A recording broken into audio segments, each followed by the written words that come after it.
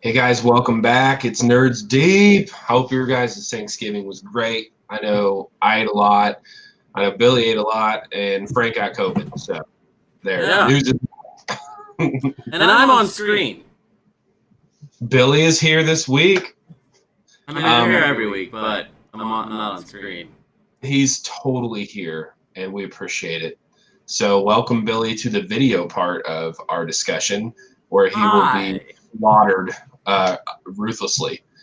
And Phil, we believe, is maybe taking a little cat napperoo, so Phil may jump on any time, so keep your eyes peeled for him. But we're just going to kind of jump straight into it. Once again, I hope everybody's safe, had a great Thanksgiving, saw family. If not, totally appropriate, because this Thanksgiving was a little weird. There's a lot of stuff to cover. We'll start with some Nintendo. So there's a Switch update that's now live. It's update 11.0.0, and this came out yesterday or day before. It's a pretty sizable update. There's a lot of things added to the Switch. Nintendo Switch Online icon has been added to the home menu.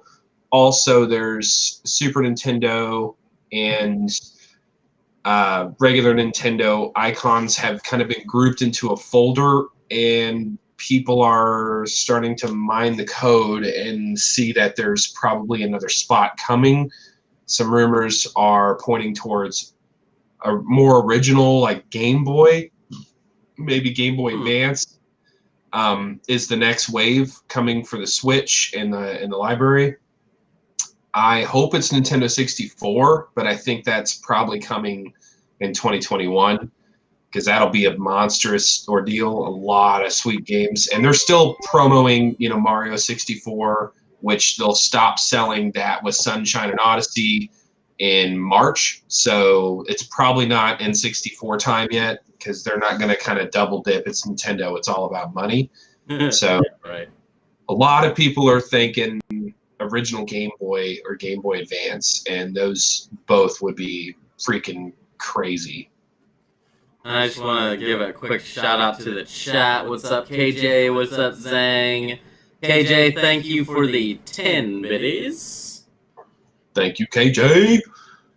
So, yeah, Zang, I saw you blowing up the chat earlier, man. Welcome back, dude. Frank, how are you doing, man?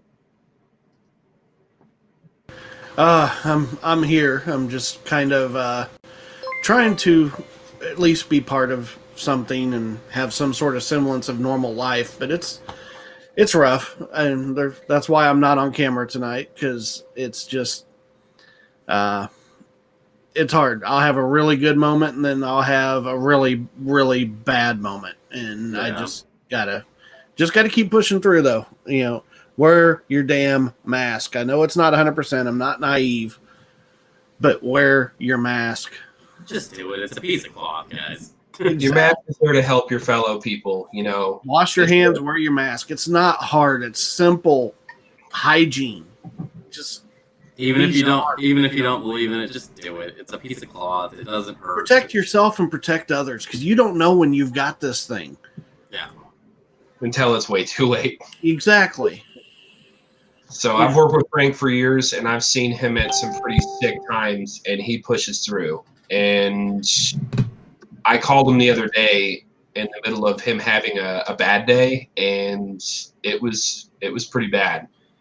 He didn't want to hang up on me. He stayed on the phone, even though I tried to be like, dude, get some rest. And he sounded like death. So I've never heard him sound that bad, and I've seen him go through some pretty nasty flu seasons. I've seen him lose his voice completely. Like, I've seen him really sick, and he'll never call out work. So to hear him that bad, I was like, damn, dude, I'm legit worried. And of course, he went to the ER within 24 hours from that point. So Frank, glad you're back, getting better, eating McRibs like they're going out of style. I had McRibs. That is one thing. I've never lost my appetite. And the McRibs, I'm so glad they're back. We're just going to flush all that COVID out with some good old fashioned. I will say the lack of taste probably helps with the like of the McRib. Listen, I can taste this. Listen, the McRib is a shit sandwich, but It's fucking delicious. And sorry for my friend. Oh wait, I changed this to mature. It's still- Fucking delicious sandwich. The McRibs we're from Kansas City. Yeah, people that watch the show know that. And we're kind of picky on our barbecue. We're not trying to claim the McRib is a good barbecue. Don't get this Oh wrong. hell no! Like even my wife was like, "You're a barbecue fanatic, and you like this." I'm like, "This doesn't categorize in the barbecue sector. This is not barbecue. This is just a nostalgic sandwich. Yeah, It's a novelty. The That's all novelty it is. nostalgic sandwich. It does. I don't consider this barbecue by any fucking means. It's like a Tab Cola. It's not good, but it's so retro and classic that you're like, fuck it, I'm drinking it. It's Or like Crystal Pepsi. I mean, you know. oof, ugh, that's tough to get your mind around. Yeah, I miss Crystal Pepsi. They brought it back for a little while, and then they took it I know away. that they took it away again. Crystal Pepsi was awesome. Come on, even look, it's different. It's not Pepsi. If you think you're going to get Pepsi, you're not going to get Pepsi. But it's in of its own right. It was not bad. Dang on you, man. Domino's. Sometimes you just got to have some Domino's, man. You start watching like 80s movies and like Domino's pops up. You're like, oh shit, I got to have me some Domino's. The new Domino's is good. Yeah. You know how It's Domino's still- made its comeback, right? In all honesty, this is the truth. Pasta? No, Papa John's, the original Papa John's sauce recipe, the trademark expired. Domino's swooped in and took it, and that's what they're using now. And Papa John's had to change theirs because Domino's took the trademark. That's how Domino's has made their comeback now. And this is a lesson in don't forget to re-up on your trademarks, ladies and gentlemen. Exactly. Yeah. Papa John's has been screwing the pooch for a while. Grillo's right. They stopped spitting in the pizza too. That helped. Or they started, spitting better in the pizza. I don't know. Yes. Right. We still eat Domino's in my house, and Oh, Zangrillo's in New York. So, yeah, Domino's is novelty pizza. I've been to New York. They have some pizza. It's good. Oh, yeah. No doubt. Get a freaking slice on the street that's like the size of your head, that stuff is good. So anyways, we got a lot of stuff to go through. We need to cruise through this info. Thanks for the chat, guys. Keep it coming.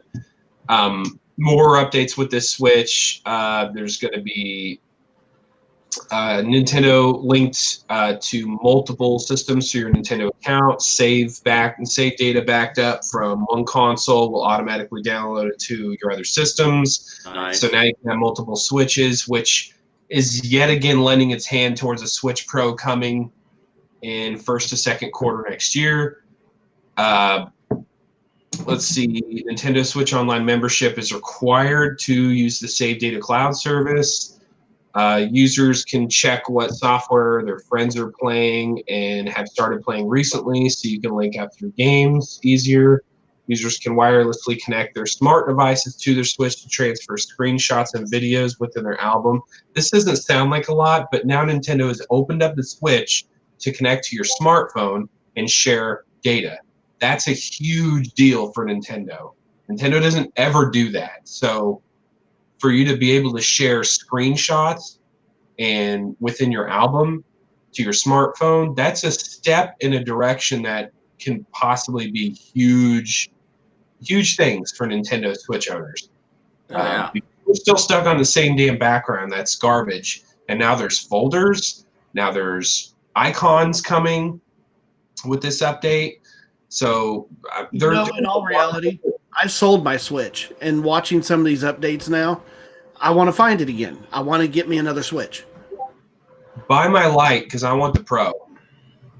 I think I would be good with the Lite because I never put it on the TV anyway. You didn't, and the Lite is awesome. It has better battery life, and it looks great. The smaller screen really isn't that big a deal, but no offense to regular Switch users because that thing's badass too. I have to justify why I got a Lite for $200. It's all I could find at the time, so I'm happy with it. Now, Zangrillo's kind of right. Nintendo has to evolve. His 6-year-old got a PS4 and doesn't want to touch a Switch anymore. Yes, Nintendo has to evolve within itself, though. It can't try to be what the other guys are. Well, And and if honestly- anybody is a Fortnite fan, I mean, they have Fortnite on Twitch, guys. Right, and the The new Switch is season. really good. Oh. If you have kids at home and you don't want to wake kids up, like you can game in your bed. Like Yeah. the Switch is really, really good. And for those who grew up on Game Boys and all that, like the Switch is a really damn good version of Game Boys, and it plays so good. So Yeah. it's great. It's just if they update the interface to be a smidge better. I mean, we're all game for that, and the Switch is making them so much damn money they can't ignore it. Yeah. And Zhang's right, like, he doesn't want to buy another Switch until they fix the drift on the controller.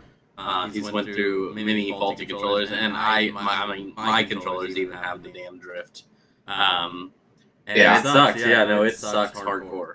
Like, when you're Mine's- trying to play a my game wife and your character's has- just going, It's just spinning around. yeah. So I haven't had the issue with my light yet, but it's going to happen, and it's just a matter of time. Now, there's ways they've used to mitigate it, and honestly, like just send it in and get a free, Joy-Cons installed. It's a pain in the ass, but it's free in America. And honestly, if it's that big of a deal, just threaten them, to sue, and they'll probably give you some hush money, and then sell your Switch for as much as you paid for it, because Switches are going for crazy money still. Oh, yeah. So there's ways out of it, but it does suck, saying like it straight up. It's bullshit that we're still being fed faulty controllers, and Nintendo's being sued, and imprisonment is being threatened in France because of it. If you sell known faulty electronics to people and then don't stand behind it, like you face imprisonment as a CEO, executives. Oh, like wow. France won't play. How would at you all. like to be a GameStop worker, for example, or even a Walmart employee or a Target employee, knowing that you can go to jail for passing that across the counter? Yeah, I mean, legit, you're probably not going to go to jail because you're just a peon at GameStop. But in the France, in their litigation, it specifically says to point of resale. Like France don't play. We talked about it about a month ago, and yeah, they've imprisoned multiple executives in the gaming industry because of faulty components. So Wow. I didn't even know about that. I totally forgot about that topic that you talked about. And users can also use a USB cable to connect their Switch to the computer to copy screenshots and videos saved under their album. So Switch now has interfacing with your computer other than charging. That's big stuff. Like these are all steps that maybe don't look like much on the surface, but it's huge for Nintendo because they're opening the Switch to be vulnerable, number one, and to share content, which is something Nintendo never, ever does. So this is a huge evolution. And when there are multiple software, update data, downloadable content in progress, users can now select which one they want to download first to save battery life. Nice. You can set download options.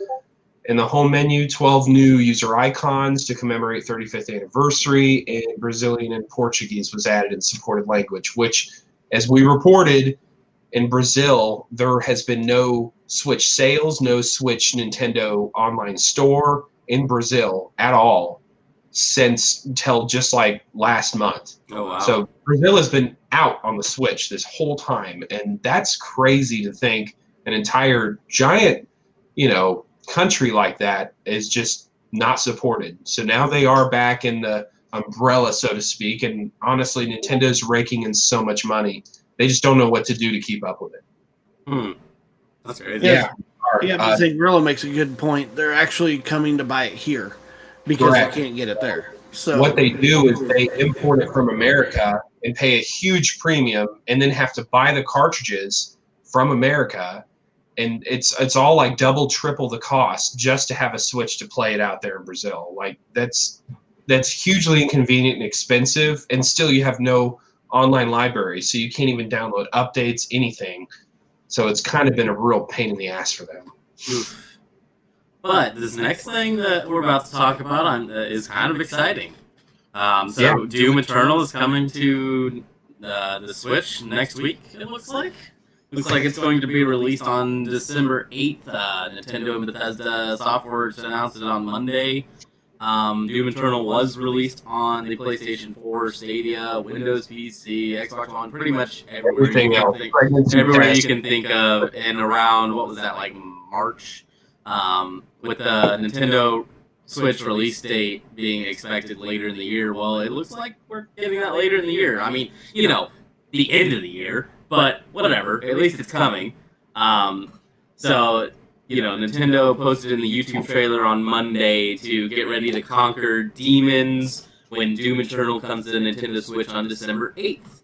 In an FAQ published on Bethesda's website, the company said the game will be digital only, so you cannot get a hard cartridge or anything like that. You'll only be able to download it on the Nintendo Switch store. It will be available there through digital codes from other retailers.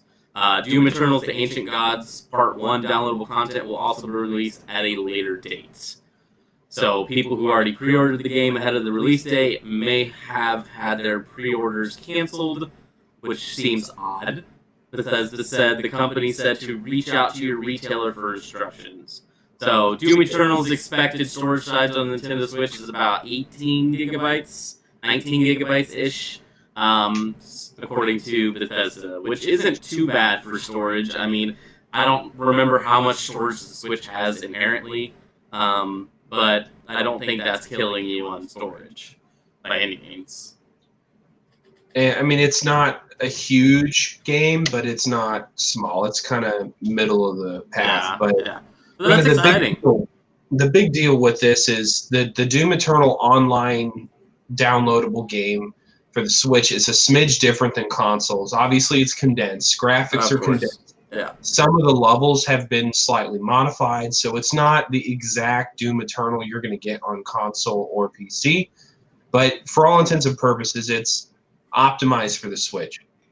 Now, that being said, that's why the pre-orders are getting wonky, and people are like, the reason why they've made this statement is people are worried, but like GameStop is going to cancel their pre-order and take their money and tell them to pound sand, because GameStop has done that notoriously. So the GameStop has yet to kind of come out and make an official statement on this. I assume they're not stupid. GameStop is actually rebounding stock-wise and company-wise. They're trying. So they're probably just going to issue refunds and it's going to be fine, or GameStop is going to sell the pre-order online downloadable content, DLC, through GameStop or like a little prepaid card or whatever. So there's a workaround. I don't think people are going to get screwed out of money, but because it's different and it's downloadable only, that's why the pre-orders have been canceled thus far. Interesting. So Doom Eternal coming to the Switch. I'll download it to mine. Let you know how it goes. Yeah, I mean, that's really cool that they're expanding out to the Switch as well. That's a very high intense game for the Switch. That, you know, something you wouldn't expect on Nintendo's side of things from, you know, record past. But I definitely see if they can pull this off, and it looks good and it looks nice. I mean, you know, the Switch is slightly coming up. They're getting better. It's just a cash cow. I mean, you're stupid not to release a name state title on the Switch. Yeah. It has just enough power to where you can run. I mean, Witcher 3 was on the Switch. Like, that game crippled the hell out of consoles and PCs in the day, and now it's running on the Switch just fine. It has to be optimized, mind you, because it's not a heavy hitter hardware-wise, but it's a handheld. Yeah. And it's a damn good handheld, and that NVIDIA Shield GPU does a good job. So just release it on the Switch, rake in the millions and millions and millions, move on. Like, rinse, repeat. That's the name of the game. Everything's coming to the Switch for that reason. Okami HD, speaking of cash cows. So Okami's a game that was on Wii, PS3. What's the game? I'm not familiar. Okami. It's like beautifully like a painting style of artwork. It's like a White Wolf where you kind of play through adventures, and it's kind of open worldy RPG-esque. It's a game. Okay. Like PS3. Just, I mean, Google it real quick. see a picture of it, and you'll know what I'm talking about. Anybody in the chat heard of this game? I feel like everyone's heard of this freaking game. Don't tell me you haven't. I didn't play video games, so all I heard was Okami, so I related it to origami. And you're not wrong to do that. No, I've heard of Okami though. I have never played it though myself. It's really, really good. I'll download it. I didn't realize it came out on Switch today. So, roughly 600,000 copies have sold on the Switch, and that's more than any other console. And it's not been out for very long on the Switch. So it goes to show you, if you release it on the Switch, you'll make money. It's successful. If it's a halfway good game, it'll be great on the Switch. Yeah, it's the White Wolf game. Yeah, you're right, Zang. It's a good game. It's hugely beautiful. It was like graphically beautiful in the day and we're talking Wii and PS3 days. So, I mean, take it with a grain of salt. It has been optimized. It says Okami HD because they have optimized it, make it look really good on the Switch. It ought to play great. So I can't wait to download it. I'll probably do it right after the stream. Now, hang on. Okay. My bad. Not to train wreck this too far, but do you still have an old Wii? Do either of you still have an old Wii? I mean, I have an old Wii. Have you plugged that thing in lately? No, it's been years, man. Everything's shut off online, so you're kind of screwed there. But as far as like the games, it's so fun to still go back to that retro, if you will, retro. Yeah, because it was so unique in its design. I still love the Wii. Wii bowling and same here. Yeah. I wish they would have expanded the Wii some more. Awesome. Mario Kart on the Wii was super good. Yeah. Wii was like way ahead of its time, and it kind of shook the console industry up. In fact, most of these console numbers that are just wacky and throwing all this profit out which has been the Switch, because the PlayStation 2 outsold every console, and the Switch is working on that. But I remember when the Wii first came out, like you could not get it anywhere. Like, and they were also limiting it to the point where you could only buy one per household. Yeah, that's kind of what started the revolution of not being able to get a console for weeks and weeks and weeks. Yeah. You think about VR today, and all of that started through Wii. Like the Wii. With the motion sense, the remote, all of that. People don't give enough credit to the Wii, to what it really advanced in gaming. So speaking of advancements, let's talk about the other direction. We advance straight to jail. Nintendo hacker Ryan Hernandez sentenced to 3 years in prison following a guilty plea. So Ryan Hernandez, a hacker, stealing information from Nintendo Switch prior to its release, which this is like 2017 time frame. So the sentence followed a plea agreement originally proposed in January of this year. In addition to prison time, Hernandez will also be required to pay Nintendo $260,000 in retribution for stolen information. Which, if you think about stolen information of the Switch before it was released and what the Switch is worth, $260,000 is nothing. Oh yeah, and that's nothing. He's got to go to prison and pay that shit back. Wow, that sucks. Don't fuck with Nintendo, man. They will kill you. Those people. But if he only got a $260,000 judgment, he must not have sold it or done anything with it. He just released it just for fun. So it was just one of those things where he thought that's a slap on the wrist. Yeah, but it seems like he did it to the point where he was just like, I'm going to do this to see if I can do it, and then I'm just going to release the stuff just because why not?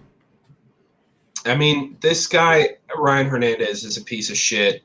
So The FBI requested Hernandez to stop illegal activity in 2017. Hernandez continued to dig up confidential information regarding in the following years after the investigation started. So he didn't care. He's just like, good luck. So in July 2019, a search of Hernandez's hard drives by the FBI revealed a stash of child porno and videos of child abuse. Like, this dude is a piece of shit. So Wow. he deserves a lot more than 3 years. He deserves more than he should be in there for life for that. I mean, sorry. Yeah. If you even dabble in anything relating to child that isn't the normal, child shit that like people get into because they're parents or whatever. If you get into that kind of shit with children, you deserve life and a death sentence. Sorry, that's my opinion. Anything involving a child, death sentence. Okay, I stepped away for a second, came back, and you're talking about child. Well, this Ryan Hernandez, the search of his hard drives, the FBI found child pornography and videos of child abuse. No, dude needs a roast. There's Yeah, just, I'm a 3-year-old, there's like, no, not even a question there. sorry, it's goodbye. Like, Yeah. once you get that No. realm, He You're done. needs to burn. I have zero tolerance for that type of shit. Yeah, No. I was saying that anything to do with a child, death sentence. Sorry. so I know Death we're is coming too up- nice. I that's where I favor Cruel and Unusual. I don't disagree, but it's 7:58. Here's what I want everyone watching to do. Oh, yes. That Phil's information. We're going to take a quick beer break and pee break. But also, we're all going to blow Phil's everything up. His Discord, his phone. If you can control the lights in his house, make them blink. If you live nearby, light Let's some attack fire in the Phil. front yard. Like, let's get Phil up. Let's get him on this stream. Come on, everybody. We need your help. And in all seriousness, come in the chat, talk with us. It means more than you know to see your feedback. Even if we may not respond to it immediately, we see it, we love it, we thrive on it. Come talk to us in the chat. Except for Zhang. Diego. yeah, I agree. Zhang knows I love him. Zang, dude, he's got it tonight again, man. He's on. All So right. we'll take a quickie break. We will see you guys back here probably a few minutes. Play 2-3 songs or whatever, probably a couple songs, and we'll see you soon, guys. Blow up, Yep. Phil. Blow him up. Yep. Getting nerds deep in it. And we'll be back.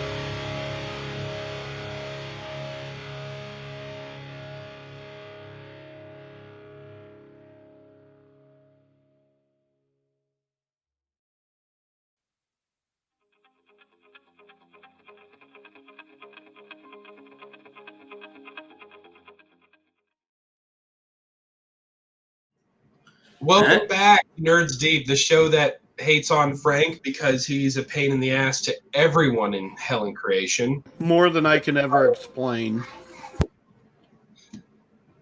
So we got a Demon Souls. A Demon Souls player discovers the PS5 records mic audio as you capture a trophy during gameplay. So this dude, I don't know how this happens, but he beat this big boss. He'd been playing for hours, and as the boss was being defeated, falling to the ground, vanishing, and the trophy was being rewarded, of course he's like, yeah, fuck yeah, I got you, woo! And then he plays his screenplay back, the screen capture, and it plays his audio. So he posts it online and goes, hey, Sony, this is quite interesting. I don't think I like this. And so it's had the internet ablaze this week. Wow. And obviously Sony will address this. Demon Souls devs will address this. But damn, it makes you think that, you know. What else has been recorded? Well, let me say this on that. It's one thing if it's an innocent recording that is kept to you locally, that's not uploaded, whatever. Let's just say it's there. That you can go back and relive that moment of how you felt, so to speak, and how you acted. I can understand it, and I that's wouldn't a mind cool it. feature. I wouldn't mind it if they specifically said that someone needs to turn down their stuff. I can hear my voice. Yeah, it's probably me. I'm an asshole. If they specifically said that that was a thing that happened. Now, because they've never announced that that's a thing that happens, that's annoying and very nerve-wracking. Right. But because if they announced it that way speculation. and it was locally saved like that, and you knew about it and you knew that was a thing, yeah, that's a cool feature, like to be able to go back and relive that moment when you first beat the boss, or when you first beat the game, or when you got this massive trophy that you've been working to try and get, and you can go back, look at that, and hear what your reaction was to that moment. That is cool if they announced it that way. Yeah, and Zangrillo brings up a real good point in chat. We've got Echoes and Echo Buds and iPhones and Google devices and Google Homes, and we've got all this stuff around us, but we're worried about a friggin' PlayStation. Think about it this way. I can talk about the new whatever I'm wanting to get, never have searched it on the internet, never have touched anything. I'm literally just started talking about it, and then go to Facebook and there's an ad for it. And so, and if you're worried about that, then don't even, why worry? You got everything else in your house. Sony, Google, Amazon, all these are saying, yes, we're recording you because it helps our service be better for you. Facebook, on the other hand, is like, no, we're not doing it, but it's obvious the proof is there. It's surely not exploiting you to China. Right. So, not to beat this dead horse, but it's a simple faux pas. This is all new hardware, new software. Obviously, it wasn't intended, to be a big deal. Sony's not. They've promised. They've said it multiple times. They're not selling your information. These mics are on these controllers to enhance your gameplay, to help you connect with friends, and the mics are actually really good on the controllers. And this has been going on for years. And a lot of new games nowadays are including that controller mic in the game and how you play the game as well. Like there's some games where there's stealth factor and you literally have to actually be quiet. So if you're playing and a screaming kid comes in, you might have a horde of zombies that's coming to attack you because your screaming kid came into the living room. The ref in NBA or NBA whatever year. Just do that. Whenever you take a foul, you'll get a technical for cussing out the ref. Oh, that's all. So let's get to the elephant in the room that we always talk about every week because of some. Oh boy. So Cyberpunk 2077. I've seen commercials on TV during sports games. This game is getting the hype of all hypes. Now. I gotta say, Billy and I stand corrected. This game is coming out. It's happening. It's a real thing. I'm still questionable, but we'll find out on the 9th. Yeah, you can be questionable. I have a feeling they may delay it on the PS5. Well, no, because you can play it backwards compatible. But they might delay the full PS5 version a little They're longer. even having fun with the delays right now, though. Yeah, because you've seen the tweets. Yeah, yeah. Yeah, So, there's no game coming. We just wanted to hang out with Keanu. I mean, they know that they're screwing up. But the thing is, with this game, it's so hyped. It can be delayed another year, and people are still going to buy this thing. The only thing that's suffering now is the pre-sales. Yeah, beyond that, when it finally comes out, they're not going to lose sales no matter how long this takes. Well, and I know one thing that at least for me, and I know a few different people, is I looked at the pre-order, and I was going to pre-order it, and then I'm just like, I don't know, with everything that's been going on, I really want to wait till it comes out, till I see some people playing it, till I see that it's good and fleshed out and whatnot, and then I'll think about buying it. I really want the game, like, it looks amazing, but... That's a good point, but if it comes out and the reviews are even off, they're in trouble. If there's anything wrong with the game... if there's anything wrong with the game at this point, if they pull a No Man's Sky, then it's going to be hard to come back from. No Man's Sky, we talked about them quite a bit.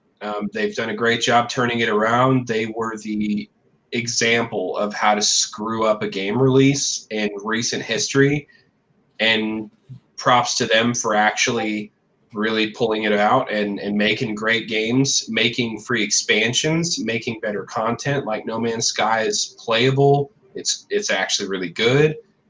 Billy and Phil have played it and streamed it. Like it's impressive stuff, and it's a good pickup for sure. So Days Gone, had the same issue for sure, Zhang. Spectacular game eventually, but it stumbled out of the gate. And that game, actually, people are recommending it now more than ever because it's fixed. It has great PS5 enhancements, by the way. And I was watching some streams of that the game is enhanced for PS5 hardware, and it looks incredible. There's actually some tweaks to the gameplay. I believe there's like potentially new gameplay features and how you complete levels. So it's actually kind of a differently playable game, but it looks incredible. Yeah. So Cyberpunk 2020 has already leaked. You have a little bit more information on this, Jeff? Because what? Yeah. So Cyberpunk in its entirety has leaked in encrypted form 2 weeks ago, and now people are streaming the entire game, like the entire retail version of the game. And Cyberpunk, CD Projekt Red is sending cease and desist letters to those streamers, and they're suing streamers because in Australia they tend to get releases a few days early. The PS5 was that way, and we're seeing different streamers around the internet that somehow got the game early. I don't know if they're influencers or if they're supposed to wait for the game to release to then post their stream. I'm not sure. Well, usually how that works is, so let's say you're an influencer, a YouTube creator, or some sort of content creator that is in the gaming industry. Usually how it works is the devs will send you a key to be able to download the game, and you usually can get it like anywhere from 3 to 7 days early, and usually what that gives them is it gives the YouTube creator or the streamer time to record content, and then when the game releases, they have a bunch of content they can just drop all at once. But they're usually not supposed to post it early or stream it early. They have very strict contracts saying you do not post this before the game is released. And it looks like some people did not follow that, either that or people got a hold of it in other ways. Yeah, Zing, I'm not sure if Best Buy leaked copies. Wow. It's not the first time, but it does sound correct. I've heard a bunch of different venues of people getting it, and props to those people who are playing it early. To me, it tells me that there's an actual game and people are playing it. So pretty stoked about that. Yeah. Speaking I'm of not picking it Cyberpunk, up probably this year. Like I'm literally going to wait months until I have a PS5 to buy it because it's a PS4 enhanced game now, played through backwards compatibility. And I hear it plays great and looks incredible, but it does look a lot better on the PS5. They admitted that it's not fully optimized for the PS5 yet. Yeah. Cyberpunk, Twitter Gaming has this tweet just came out on my timeline, literally as we're talking about this. That's weird.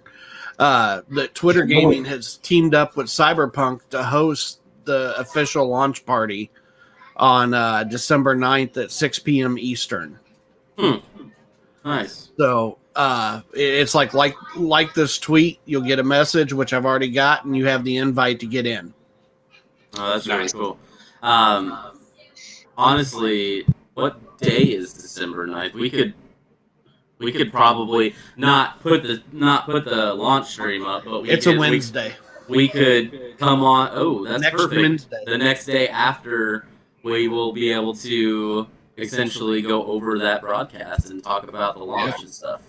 But I'm excited for it. I will get it sometime this year, or probably next year. But I'm probably going to end up getting it on PC, mainly because I can't afford a PS5 right now, on top of the fact that you can't find them.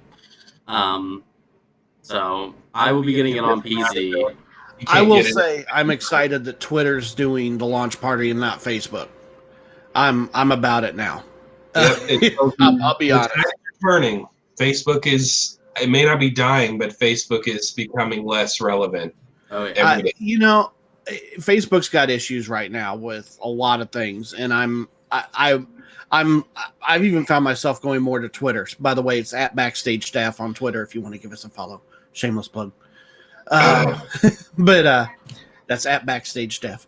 But no, I find myself going more and more to Twitter, and even us. This past week in our meetings that we've had off the air, we've even talked more pushing towards Twitter than worrying about Facebook. Yeah, well, and TikTok. Zangrillo, ironically, comes up at the same time here. We're looking towards TikTok. Billy's leading that initiative. We're not even in our meetings anyway. I'm off track here. It's my ADD. Sorry. Go back to your show. Yeah, it's our show, Frank. Damn it. But what were you saying? But no, Facebook. I think Facebook is probably going to crumble within the next 3 to 5 years. To be honest, I think it's going to go the wayside of MySpace. But anywho, Cyberpunk. Yeah, I'm excited for the game as long as it releases with what it says it does, and as long as I can change my dick size.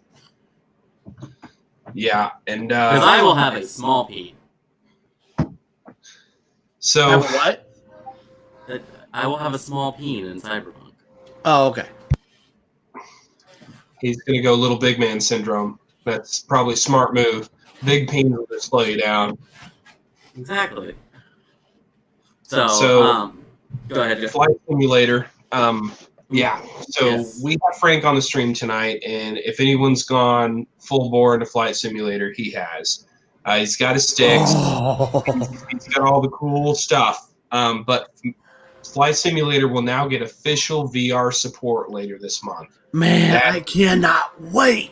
That is huge. So sitting in your cockpit, should be well by then. Controls that Frank has with your Quest, which Frank has, I'm a little jealous because he is going to fully enjoy Flight Simulator. Yeah, as he's there. That's freaking so. And I can fly, so I like it. I love it. With the whole VR aspect, that's gonna change things. I downloaded it and got it set up. And it's just looking at the intricacies that are in it. Literally, you can move and touch every knob that is inside those planes. So, if you're flying a big Boeing 747, you better know how to fly a Boeing 747. What knobs you need to turn on first, you better know and how everything. To run your tracks and it's insane. So to have that in VR and be able to reach up and actually look up and flip your knobs, actually feel like you're in a cockpit, turning everything on, that is gonna be awesome. That's pretty crazy. I can't wait. That's gonna be that's gonna be amazing. And Flight Simulator, people are like, oh, well, it's just a game you fly around. You don't kill anybody. You don't do it. No, it is a relaxing game. It's a simulator of flight. And but it's more than that. You'll find yourself, I know Billy's like, I'm trying to talk, but no, that's not what I was doing. Zhang mentioned something about my beard, and I was just like, oh, okay. But you'll find yourself going on YouTube and Google and Bing or whatever search engine you want to use today, and finding out how to fly these things so that you can do it right. It's if you thrive knowledge like some of us do, and just knowing things, Flight Simulator it's the bomb. It's amazing. It's really cool.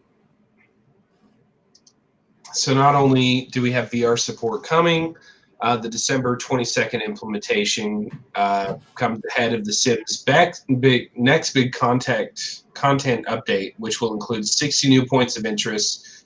We got Great Britain coming, Nice. new airports, Manchester Barton and Land's End, scheduled to launch in, wow, pun intended, in January 28th. So you have more airports, more areas to explore, and That's awesome. Great Britain's going to be pretty sick, by the way. So that's pretty awesome. Flight Sim is doing great things, and I've not heard a negative review out of it from anyone that I know that's watched it or played it. All the features on there are so cool. Like when you're making your flight plan, you can like literally see where real flights that are taking place in the world right now, real flights, where they're at, and then you can also see them actually landing at airports and stuff. So like what's happening out in the real world time, as close as you can get it, you're seeing in game. You're seeing planes land at airports that are actually landing at those airports in real life.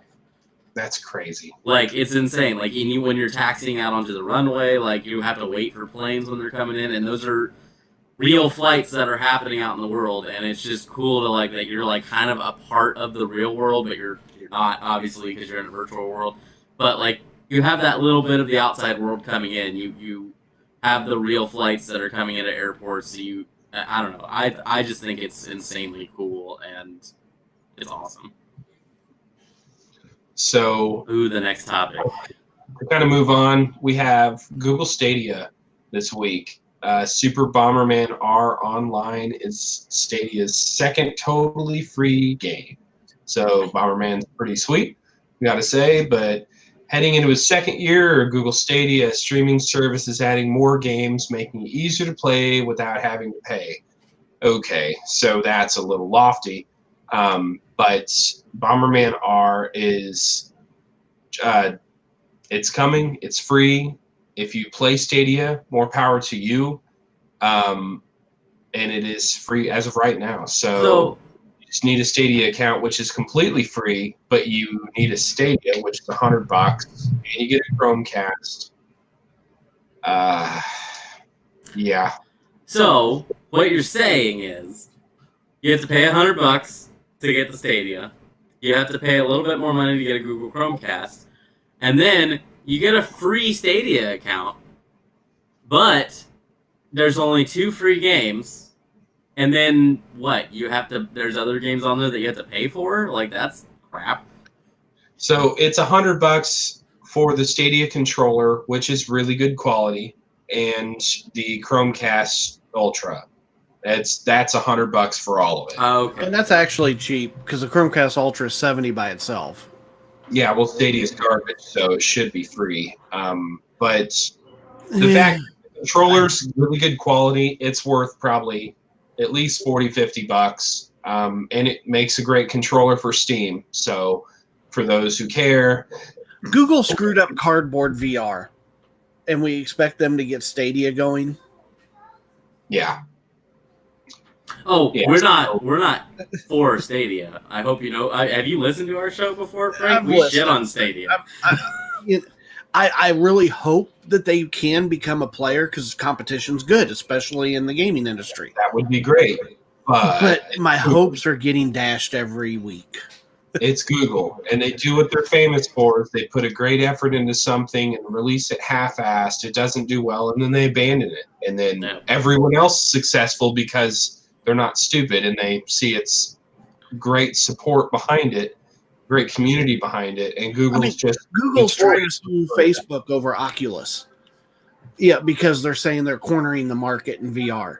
It's like, no, how about you do something to step up the market instead of suing people to stop doing what they do good? Yeah. Or just, like you say, buy up a great firm with great hardware and make your next gen VR. Yes. Like Google, Facebook, PlayStation. Just because they started the research sooner does not mean that they should have to suffer. No. Yeah. And the Pixel isn't even a crap phone. And I'm anti-Facebook. But that they've got. Behind the Pixel is kind of trashy. So sorry for those phone owners out there.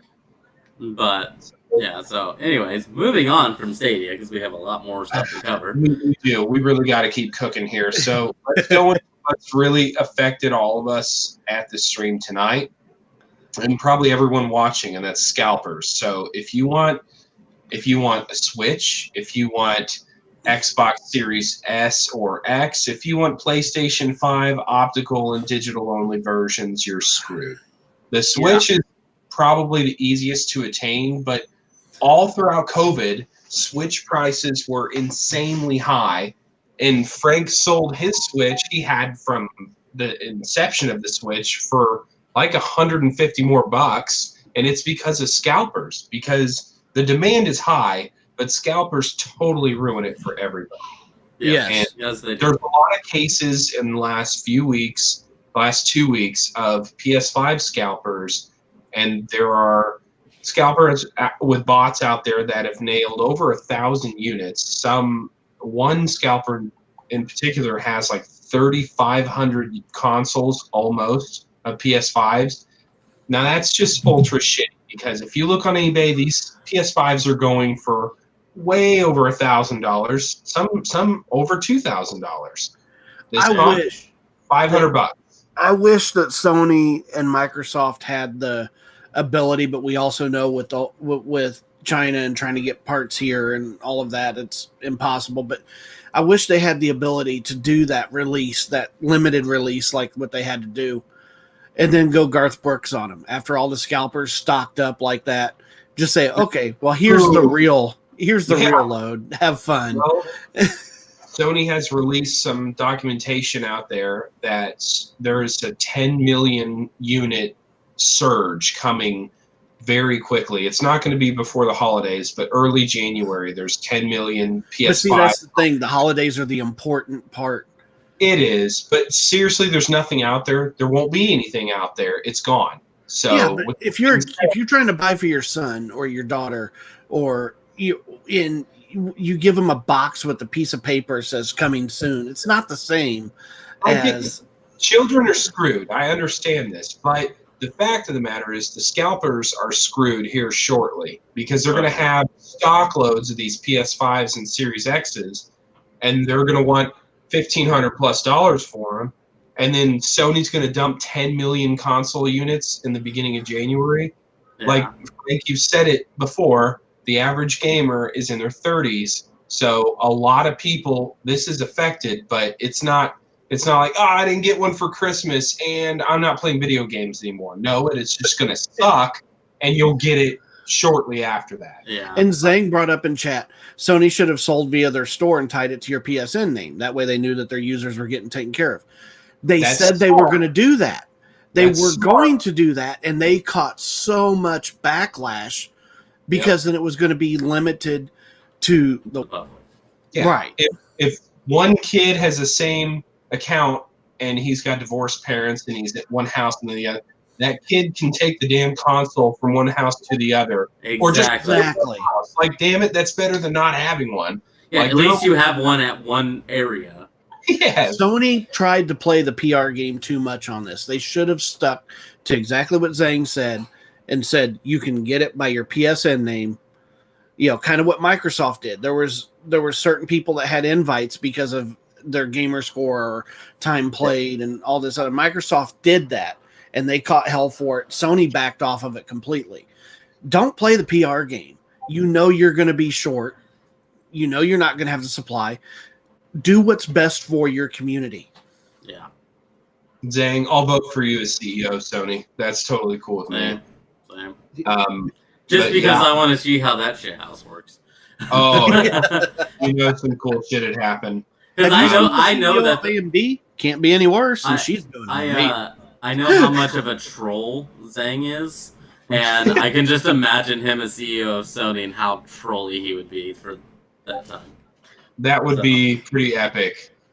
So, But it's happened to Microsoft too. Like, these consoles aren't there for purchase. I know people who stayed in lines for hours and they're just not there. So, in 2020 blows. We all know this. If you get a PS5, like I hope to get one in January, then I'll freaking wait till January.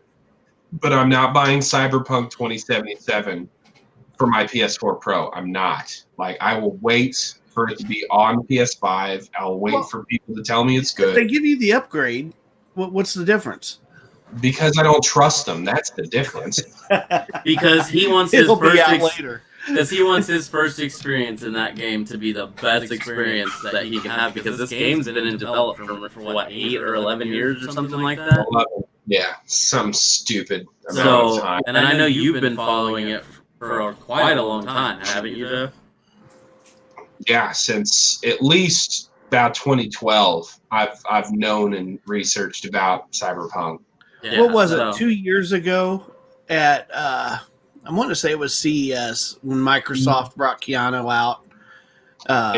Yeah, that's when I really got hooked in waiting.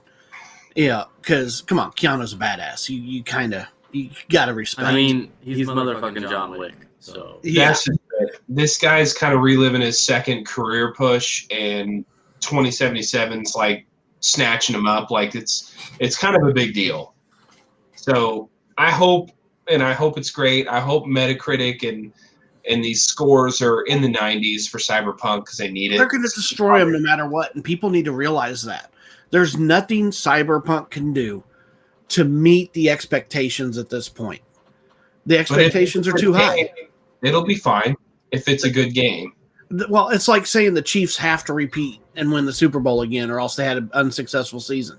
The expectation's too high. I see where you're coming from. That like literally, they're still going to get bad publicity for any tiny small thing that's wrong. Like if there's a screen tear, they're going to get raped. Right, that's why they're already playing it off, saying, "Is there going to be a game or not?" And KG, right? He is Neo and Matrix for life. I freaking love the Matrix.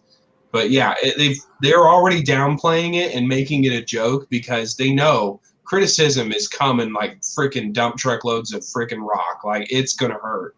But they're already kind of making it light and humorous because the naysayers are going to hit it hard. This bug is here. My PlayStation 5 is looking like my PS4 Pro. Like, I get it. It's going to be there. I mean, they're going to get trashed for every little thing.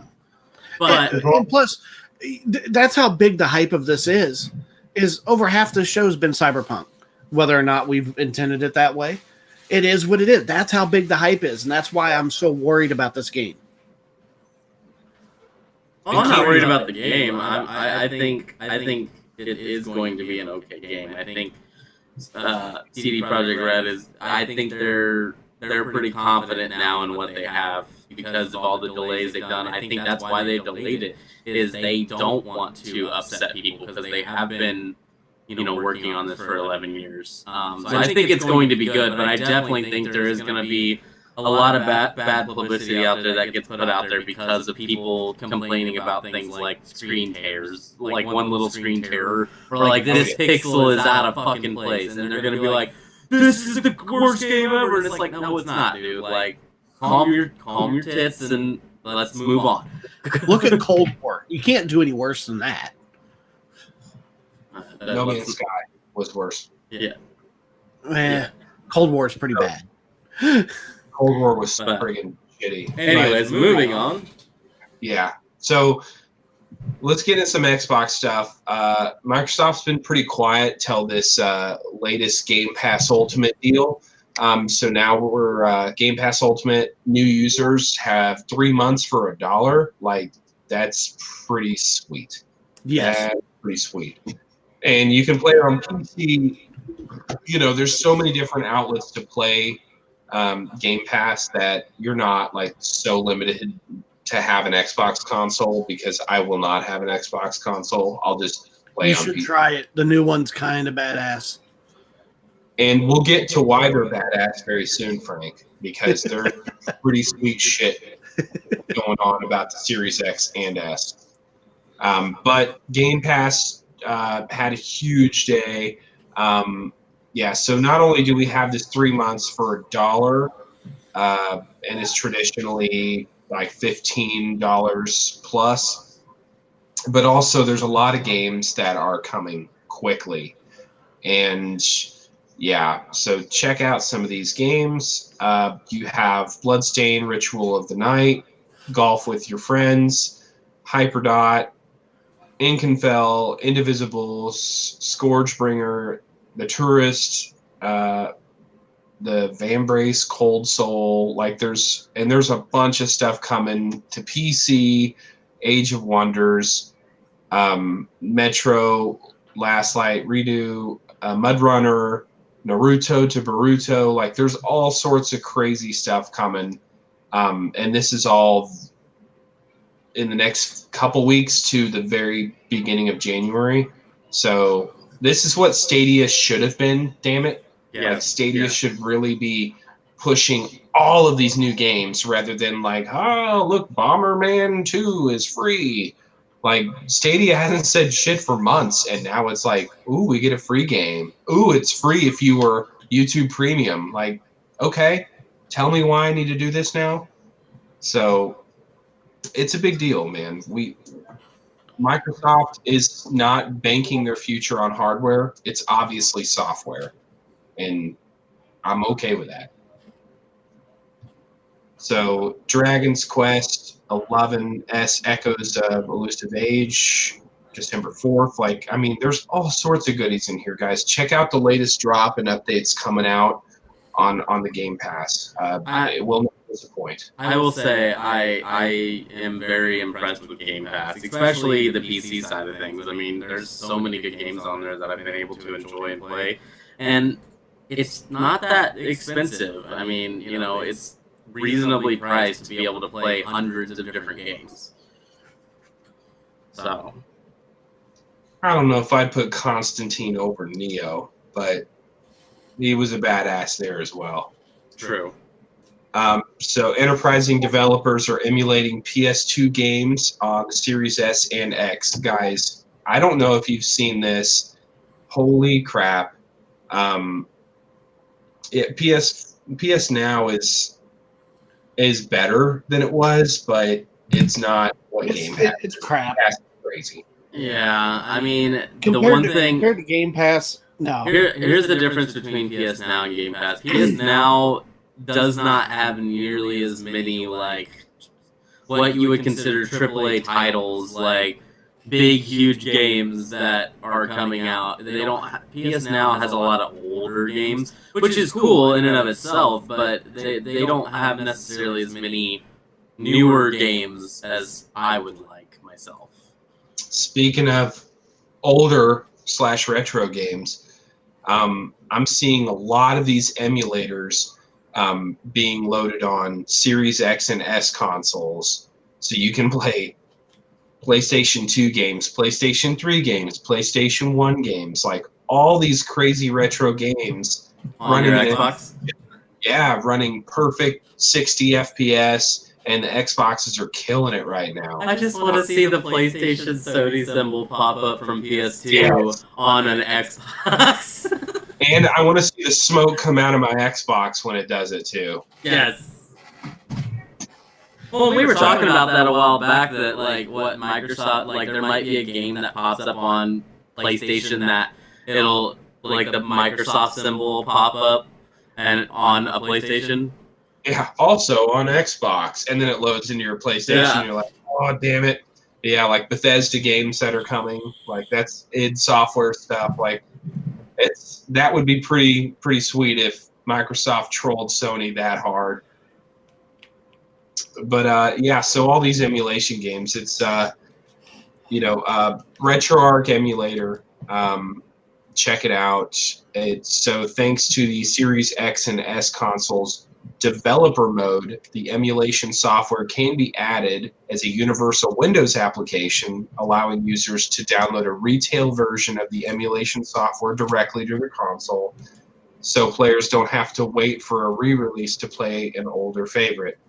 And by older favorite, we're talking thousands of games available in any second. So you want to play Metal Gear? Go for it. This is really crazy stuff. And it's not really being hyped as much as it should be, because that's pretty sweet stuff. Yeah. If I had a Series S, you're already kind of like that budget mode, and I know Frank's got a Series S. It still plays great and all, but that's a huge bonus to be like flaunting it in front of your PS5 friends, or friends you know want a PS5 and they don't have one. Like that's pretty awesome. Yeah. One thing I'm waiting for, speaking of like emulators and stuff, is I'm waiting for people to release the fact that they've, like, especially on the Xbox side, because it's already Microsoft inherent, is basically essentially unlocking the console to where you could basically install an OS on it, and essentially use it as a computer. Because that would be a very cost-effective, badass computer.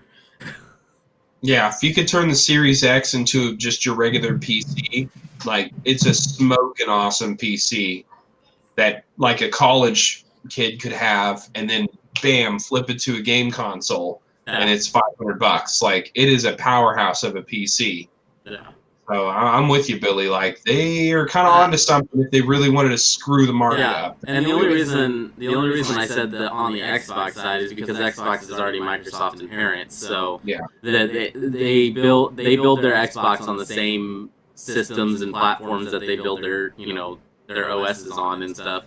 So I mean, it's different, but it wouldn't take much for someone who knows what they're doing to unlock it and be able to install, Windows OS on it or something like that, turn it into a PC. Hey, speaking of just breaking that came out on Twitter, if you play Madden, the new and you have the Xbox Series S or X, the enhanced version has just been released and you can download it. Nice. So we're finding that the Series S consoles, where they're like locked into a 30 frames per second cap, because the Series X is obviously a higher performance and therefore better in every way. So what we found in Assassin's Creed Valhalla is, as you load into the game with a Series S, it's actually defaulting to quality mode. So it's actually playing a better looking, graphically intensive version of Valhalla, where the Series X is locked into performance mode. So you get that buttery smooth 60 FPS, and it kind of varies between 4K ultra settings, down to 1080p, or more artifacting, pop in, all of that. So take it for what it's worth.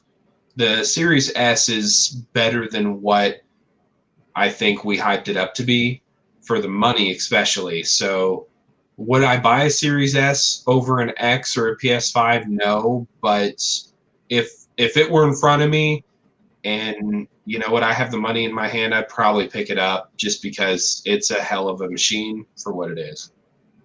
Yeah, and something I'm putting up in the poll real quick for a 10 minutes is, we want to hear from you guys. What are you guys going for, the PS5 or the Xbox Series X? We really want to know what our viewers' preferences are. But what if you want both? Which one are you going to buy first, damn it? That's whichever one. I got my hand on the X first. There is a both option on there for anybody who is planning on doing both. But we want to hear from you guys. So, anyways. I got the Xbox first. So Yeah, we know, Frank. You shit on the PS5 and then got the Xbox. Yeah, Frank. No, I'm going to get the PS5. I just can't find the damn thing. Well, I can find it, but I'm not going to pay what they're wanting for it. Let me say it that way. Yeah, we're not paying. If you get your hands on one and you happen to be lucky enough to get your hands on two, you can go ahead and ship that right on over to me. Well, and here's the other problem that I'm seeing now is I'm starting to find them for $600 and $700, which that's I'll give someone that because by the time tax you're at $550, $560. You want to make $40, whatever. Yeah, even $100, whatever. But now you're getting into the scam territory too. Of well, I have to ship it to you. No, that's not going to happen. Where are we meeting? Well, and then obviously I can't meet anybody right now. So am I going to send a friend with $700 to possibly go get robbed? I mean, it's a very delicate line trying to buy a secondary market. Yeah. So, but anyways, moving on. It looks like we have some Sega news, and I got a very interesting picture over here ready to pop up. What's up with this Sega news? I haven't heard Sega news in a long time. Yeah, so Sega's prepping for their 60th anniversary. Holy shit, that's a long time. In North America, so we obviously didn't get the same consoles Japan got, but Sega posted this video of like the history of their consoles and found, they named, this is a crazy like classroom setting where it was in Japanese and the guys scribbling on the whiteboard of the different console code names and their evolution to like a planet name. And then he's showing these consoles and showing kind of what made the hardware better in this next-gen console and what separated things like this cartridge turned into this cartridge, turned into a compact disc, turned into, from there. And we had kind of a weird introduction halfway through, and it was called the Sega Venus. And it was like the successor of the Game Gear. But obviously we never got it, but it was really never released. And Billy's putting that image up. It's a goofy looking like gold colored console. And it looks like a Game Gear. Yeah, a little bit. It's kind of crazy that just randomly, oh, by the way, here's this console. And everyone's like, do what now? I've never seen that. And it's pretty crazy. So if you guys like Sega, like I do, I was a huge Genesis 32X guy. Sega. I'll never get bad just now. So Sega has, is very near and dear to my heart. If Sega was in the console wars today, I would really be rooting for them because Dreamcast was pretty cool. Yeah. It really didn't hold up a lot of water compared to the others, and that's kind of when I moved to Sony. But still, Sega always was fun. Sega's a great company, awesome games. We're stuck with Stadia and shit now. Like, let Sega come out of the wood. Yeah. So it was a great watch. It's kind of lengthy. You got to see the entirety of Sega's history with consoles. If you like that sort of thing, like Frank said, if you crave for more information, a deeper dive, check it out. It's worth the watch. Yes, definitely. And so let's get into some PlayStation stuff. We've had quite a bit of noise from the Sony side of the fence this week. A long-lost Superman game for the PlayStation 1 has been released. It was found and then released because we're now in kind of that, we're past the, I don't know, Frank can shine these legal terms on us, but it's to the point where it's beyond a suable time and it just was never released, but it was also available for download and open source, so it was just released. And how long's it been in PlayStation 1? So it's been a long time.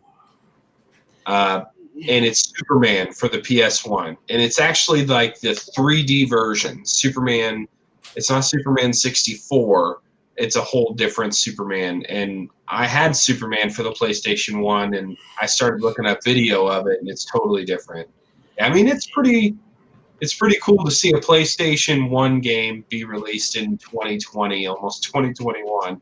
I got to say, that has to set a new freaking record somewhere. Yeah, but Yeah, I a mean, little bit. there is statute of limitation legally, but if it was with intent, which releasing it later outside of the statute, that can get tricky. But it can be great when it wasn't me, but I get to download that shit and have fun with it. So Right. Exactly. I mean, it is what it is. I'm just saying, but I mean, your chances once it goes into class action, you'll get your $2.43 and you'll be on about your way. yeah, it's supposed to be released in the year 2000. So this thing is 20-something years old. Okay, maybe $1.43 then. I mean, you're not going to get anything out of that. You just got to let it go. So after this guy, Richard Mandel, decided to break the news after winning this unreleased prototype on eBay auction dating back in 2013, there was some drama in the vintage rare game scene that prevented him from releasing Superman 2000, as it's kind of been called at that time. Now the drama has been largely resolved, and you can download a RAR file of the ISO to play in your preferred PS1 emulator software. So it sounds like he's already been through the drama legally, and now it's subsided. So Yeah. it's good to go.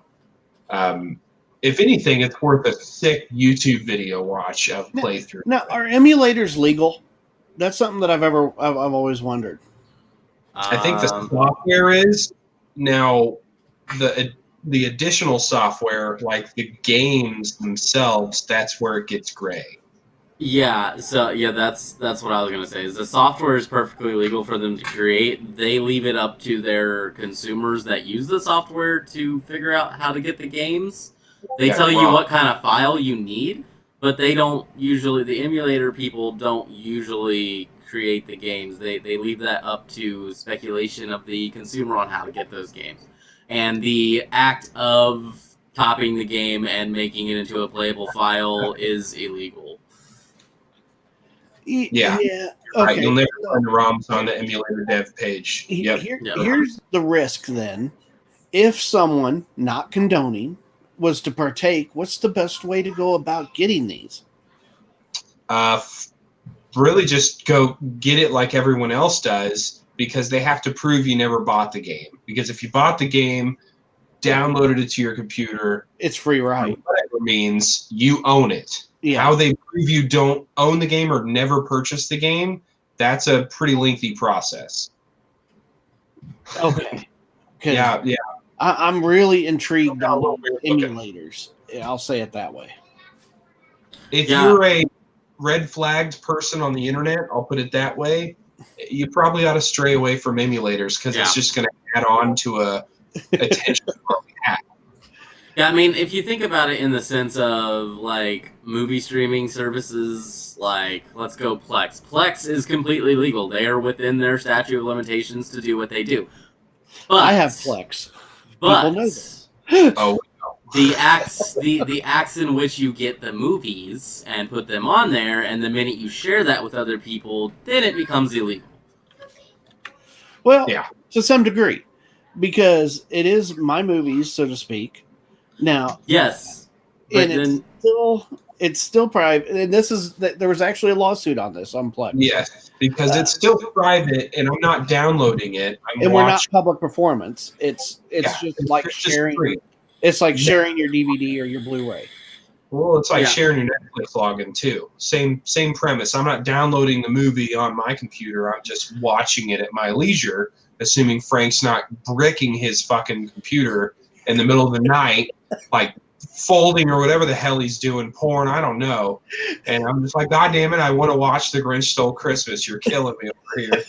I've sent him texts at like 1 a.m. going, what the fuck are you doing to your computer? Stop. It's like update time. yeah, I've logged on there. Trying to watch Help. I've logged on there and been in the middle of watching a movie, and then it just crashes. And I'm like, I text Frank and be like, what in the world did you just do? And he's like, I shut down the server to do an update. I was like, I was in the middle of the movie, you ass. I've got 14 terabytes of movies right now, and I got another 3 terabytes to add to it on my next update. Yeah, so right. it's yeah, I have a lot of movies, and it takes time to organize all that stuff. So Zhang, you're right though. There's a lot of emulators out there, and then you have Nintendo ROMs, and that's where it gets really dicey. I would not condone you downloading and having Nintendo ROMs and emulate those. I'm just saying, Nintendo is super lethal, and if you're ever looked at for anything and somebody finds a Nintendo ROM, boom, you're done. You're going to jail. As Zhang says, Sony and Sega don't seem to care, and I think if you think about it in a sense of like, let's look at Sony. Are they really going to still sell PS1s or PS1 games? Like, I think at this point, PS1 and PS2 emulators, they're just like, you know what? Let our consumers be able to have access to older games. They have rights to sue, they just don't. Yeah, but I think it's because they're like, let our consumers have fun with the older games. We're not selling anything off of those anymore. We're making plenty of money on our current setup. Many years ago, I actually got sued over an emulator. I had a pretty popular Kansas City website that was a forum, and people came out there, talked about the news, different things was going on, whatever. But one of the things we had was an arcade. And in the arcade, you remember the Yeti games where they would drop the penguin and you just club it as a Yeti as far as you could. And yeah, anyway, the makers of that Yeti game sued the shit out of me. I got out of it, though, because I told them, I was like, I'll take it off. Okay, cool. And I got out of it. But the point was, emulators, you can get in trouble with with the Penguin Sangrillo. It was an awesome game. So, anyways.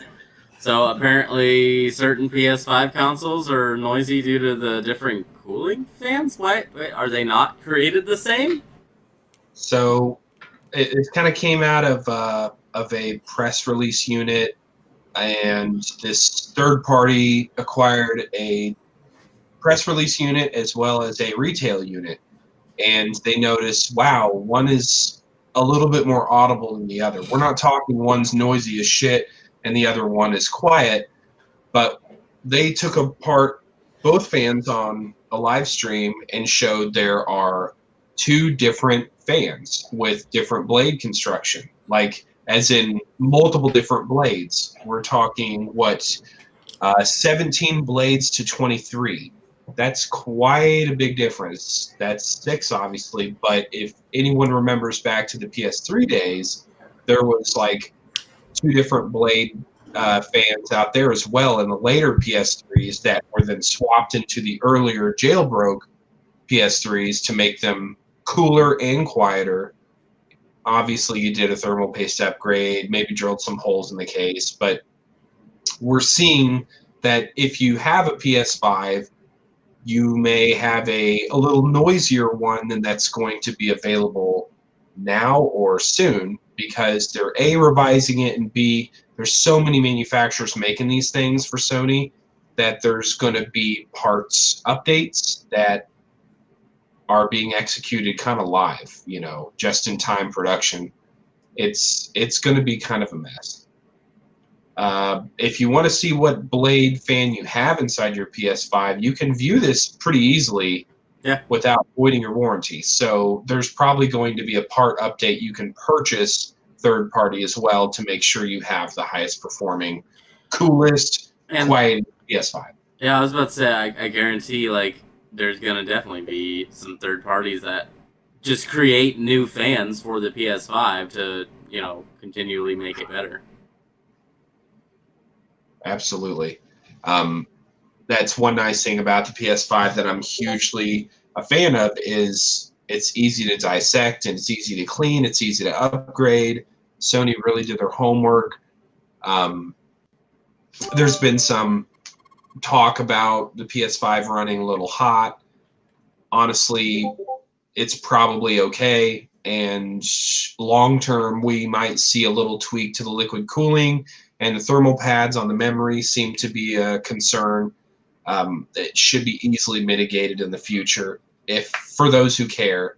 And they made the thing so damn big they can easily refine the heat pipes and all the heat sink and make a PS5 Slim, as well as will there be a PS5 Pro, Billy? Can you pull up that?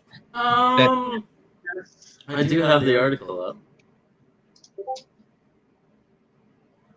I don't know what part of this article you really want me to show, but ow. It's the patent picture. Keep on scrolling. This? Oh, the new World of Warcraft update. That's another thing. I don't know if that was on the list. There you go. So there are rumors about PS5 Pro in the works and PS5 Slim. And obviously what makes a big difference is this PS5 Pro. So the PS4 Pro launched 3 years into the previous console gen, proved to be a considerable boost over the Jaguar processors that were just in the normal PS4 Pro. I have a PS4 Pro. It's loud as shit. I don't think it's any different than the PS4. They're miniature planes. What? Oh, as far as noise, yeah. Yes. Yeah. They're freaking loud. I guess I lucked out because mine's actually pretty quiet. Not mine. Not mine. She's noisy. Now, the PS5 optical drive is freaking loud, but as soon as the game boots up and loads, the optical drive obviously cuts out, and then the system's pretty much silent. So this PS5 Pro, the patent that they filed, has dual GPU architecture. So this gives them the ability to create 2 smaller GPUs for a Slim, or maybe a single GPU, and then tag a dual GPU like SLI onto. That's my question, and where I think Jeebus would be good if he was here tonight. Is why go SLI? You're taking away CPU power for graphics, which okay, you need the graphics. That's kind of what everybody wants, but SLI is older technology. That why would you incorporate it into a newer one? So let me answer this pretty easily for you, Frank. SLI is external, and they're bridged with a little clip on the end of the cards, and it's 2 singular discrete GPUs working through software to somewhat give you better performance, assuming the software is fully capable of utilizing SLI. Yeah. And it never is. Like, I've seen gains of like 20-ish +% out of SLI, and that's garbage considering you spent 100% more money to get it. Right. Now you never get the benefit of a dual card. Right, but this is comparing external daisy chain graphics cards together. This patent is all kind of intuitive and built into the architecture. Obviously, it's all on one motherboard, but if you think about chiplets and how APUs have multiple GPU processors built into one APU, and that's what these consoles are, and laptops, and the new Apple M1 has up to 4 to 8 cores, and I think it's multiple GPU chiplets through the APU die. This to me now is less of an argument of it's actual 2 separate GPUs that are linked together to give you marginal performance. I think this is just a way for them to make GPUs chiplets to fully embed them through the Infinity Fabric, which is AMD architecture, and utilize a much higher performance. AMD stepped up their game. I can't. I got to remember that's the X factor here. So, yeah. Not to break up the conversation, but we just got the results back from our poll, and it looks like the majority of our viewers at 75% is going for both. Oh, nice. That's surprising. I did not think we would have that high of a percentage on both. So. Well, and I can tell you why. Because even with cross-compatibility, you still can't have party chat on PS5 versus Xbox. So you still have to use in-game chat. And if you've got friends on both sides, you want to be able to play with both your friends on both sides in private party chat, even while playing the public game. I mean, that's a big factor, and it's worth the $500 to a lot of people to be able to have that option of having your group and only your group, and not have to listen to trash talk if you're playing COD or, you know, situations like that. That's my belief. I mean, you're partly right. The new update with the Sony major update they've just had kind of re-evolves the party chat aspect, and it's getting closer to Xbox, but it's not quite there. Sony's obviously listening. The problem is the Xbox Game Pass is crazy. So that's worth it in itself on the Xbox side, though. Yeah. $15 a month, you don't have to buy a damn game. Yeah. I mean, yes, you have to buy some new stuff, but Microsoft's even throwing that stuff in. Yeah, well, software. I mean, you've got Bethesda. Like, those are huge things. Where this is why, like, Stadia is such a joke. Is $15 a month, and I'm golden. Or I buy Stadia for $100, get a couple free games that are kind of trash, and then you have to buy the whole $70 AAA title on Stadia, assuming that shit's gonna work in 6 months. So that's where, man, Microsoft has it down. Yeah. They know what they're doing. Yeah. So, I mean, let's close this thing out with some PC news and rebuttal. Yeah, you'll like this, Frank. So the 3060 Ti from NVIDIA just launched. It's another paper launch. It's another major disappointment. It's another scalper opportunity for bots to pick it up, allegedly, if there were some to pick up. At $400, this thing is – NVIDIA is obviously pulling things out of thin air to stop. Their stock prices, though? They got to do something. Exactly. Well, they got to stop this AMD destruction, because AMD is just owning the world right now. They are. I mean, stock-wise, investor-wise, for sure, but graphics card-wise, NVIDIA still makes great high-end. But it's super competitive right now, and the pricing is really competitive. Well, but now NVIDIA is like, shit, we need to go mid-range and low-range, budget range, quick before AMD does. And AMD's like, all right, we'll see you to that, because we're already priced cheaper on the top end, arguably better on the top end, and AMD's great at making mid-range and budget cards. And if you look at the benchmarks on AMD's new graphics cards, I mean, they are exactly comparable to the NVIDIA cards. So NVIDIA's got competition now. And I forget there's two different syncs. AMD has one, NVIDIA has one. It's like FreeSync, and there's something else. FreeSync is AMD. And I forget what NVIDIA's is. Is it G-Sync or something? G-Sync. But the FreeSync monitors are more expensive. I have a FreeSync monitor, but I have an NVIDIA card, so. I have AMD with FreeSync, and I had the G-Sync monitors are cheaper. You get that pretty much standard almost. Well, G-Sync's been around for a lot longer than FreeSync as well. Right. But the FreeSync to me, and I've had both, the FreeSync to me, even on a flawed card that I have from AMD, is still better than the G-Sync I had on at that time. It was a 1080i. You know, it's much better on the FreeSync side. It's just kind of amazing. Sup, Buttercup? Hey, Kyle, how's it going, man? Kyle!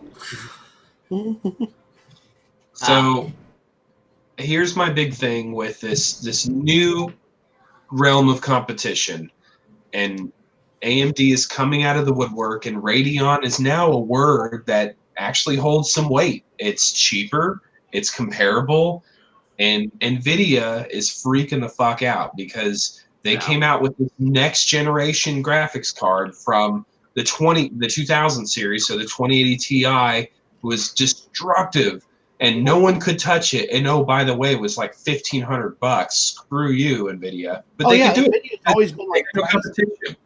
So then AMD with Big Navi comes out swinging, and Frank and I talked about this a year ago about Big Navi. Yep. Now, dude, I hope it's 80% as good as NVIDIA, because it's going to rock the world of GPUs. Well, here we are, and they are like neck and freaking neck.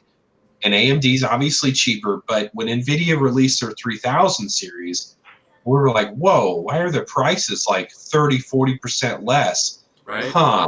And Billy, I'm sure, remembers me going, dude, I just hope they bring something to the table because it's going to be awesome. Yeah. And Well, it needs to get bitch slapped. and it Well, really because then AMD comes out and is like, oh, okay, you kind of want to play? Okay, we'll play 20% across the board cut tomorrow.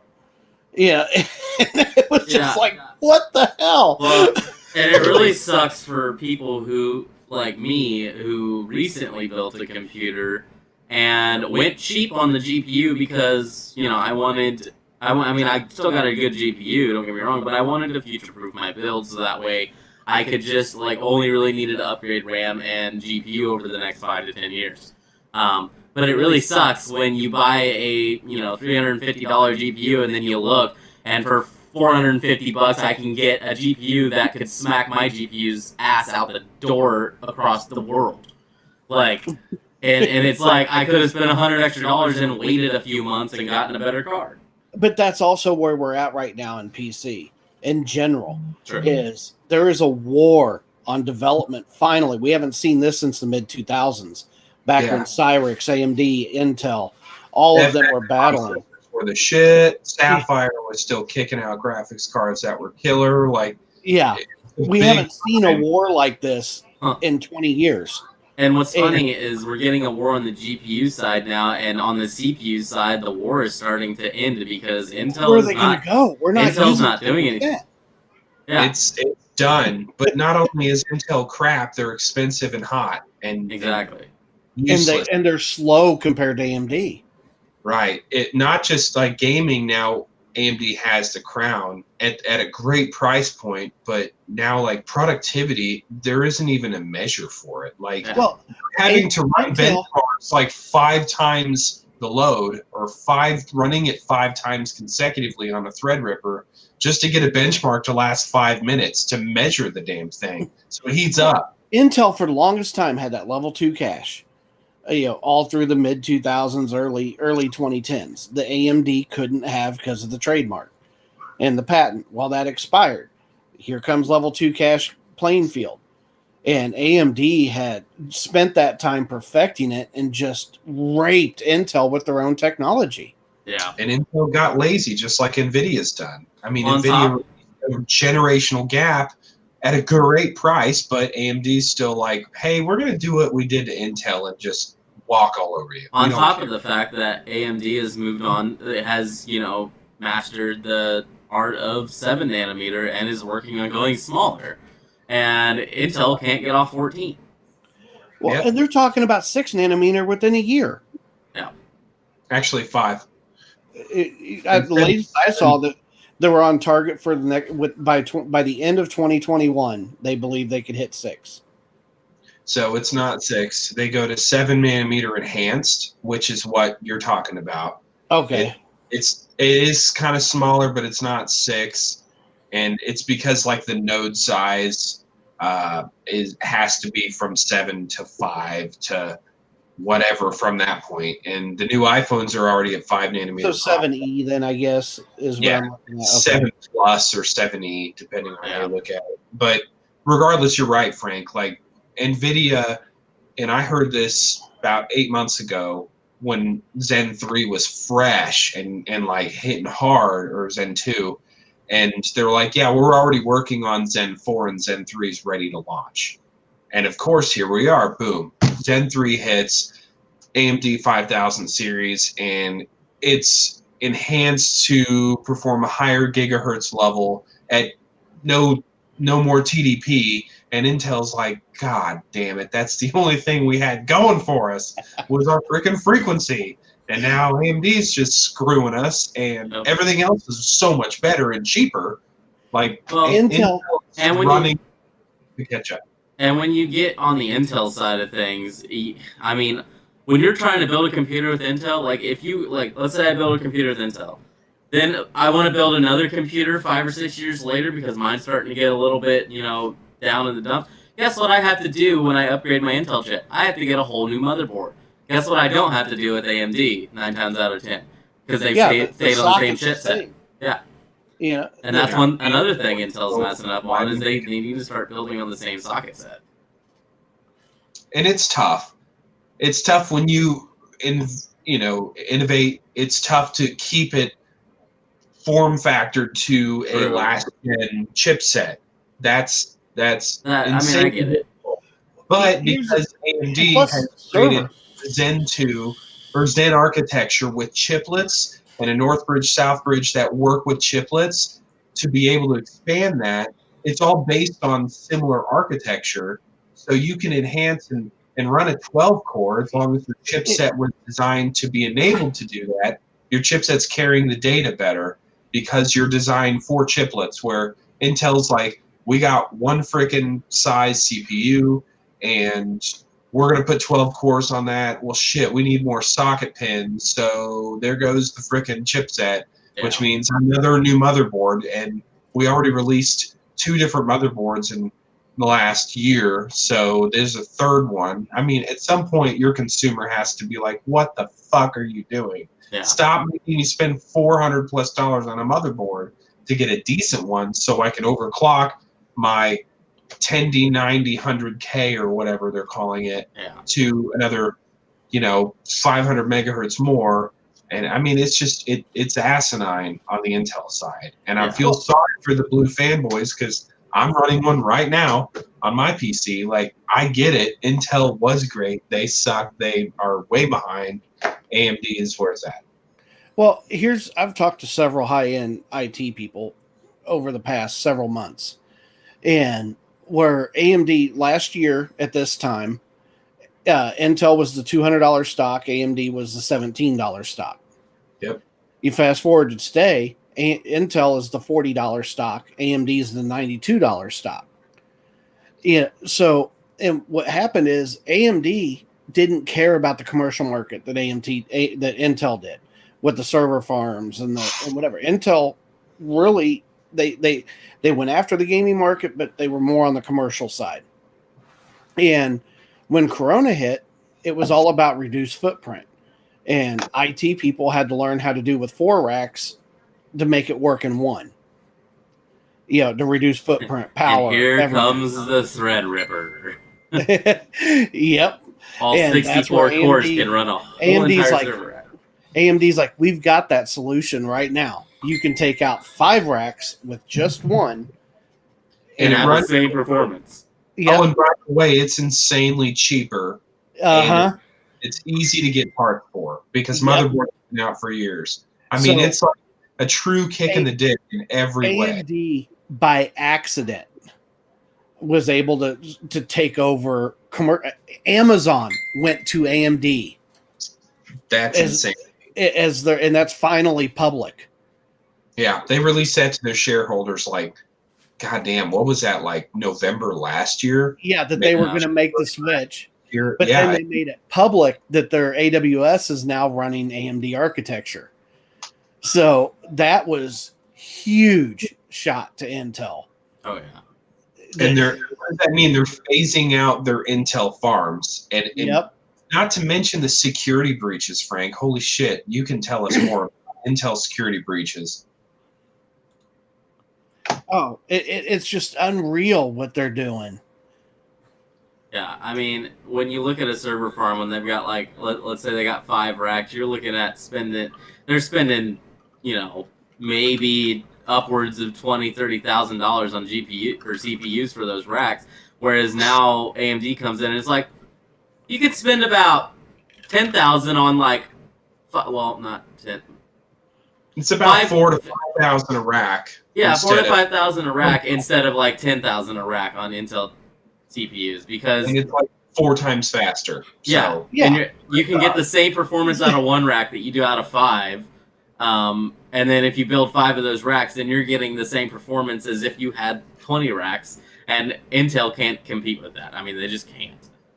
Well, in November of last year, whenever we heard the announcement, it was right after both Sony and Microsoft said they were going AMD architecture on the next gens. Then I saw the investor relations with Amazon. I told Jeff then, I was like, it's $18 a stock. we have no reason not to buy.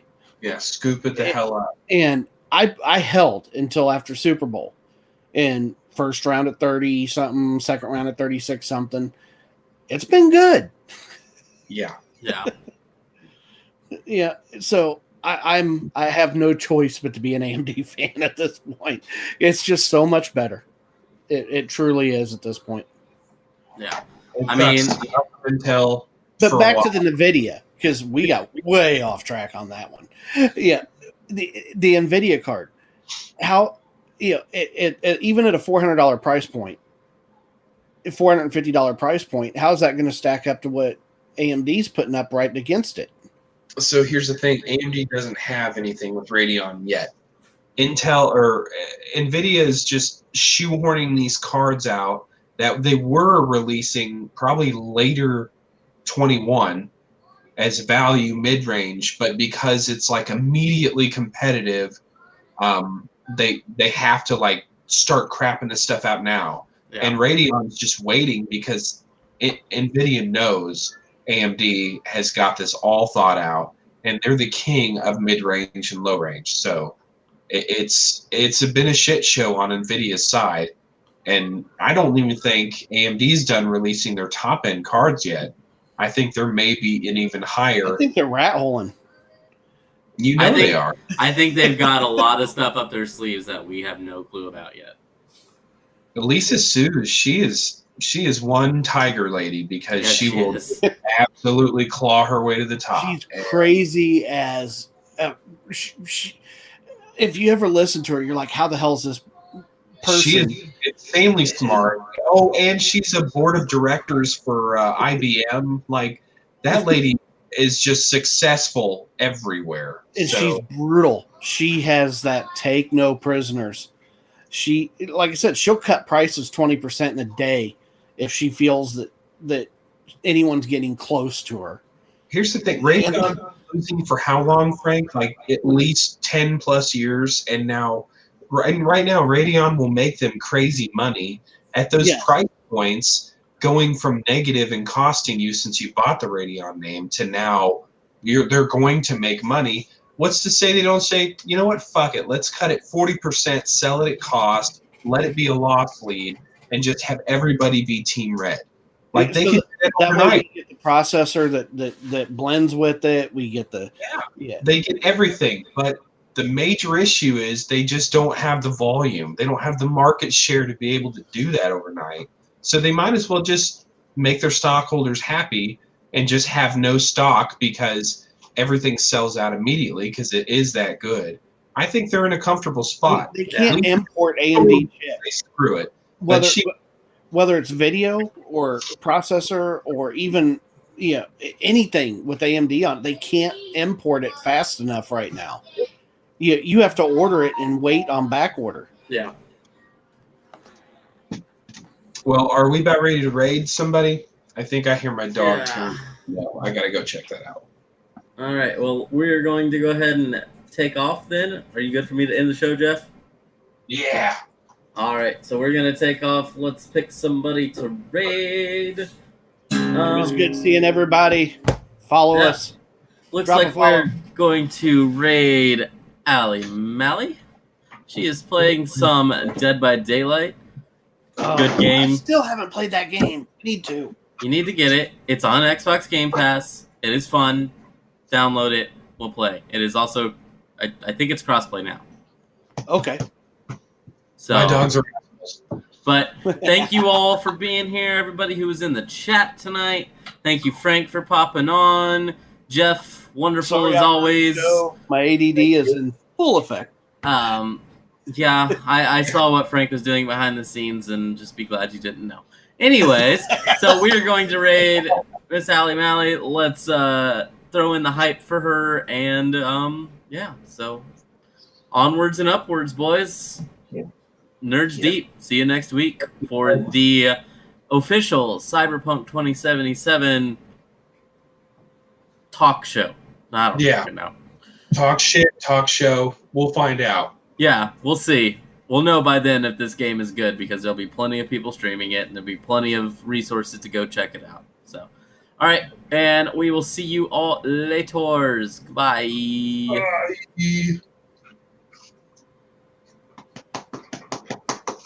Ah.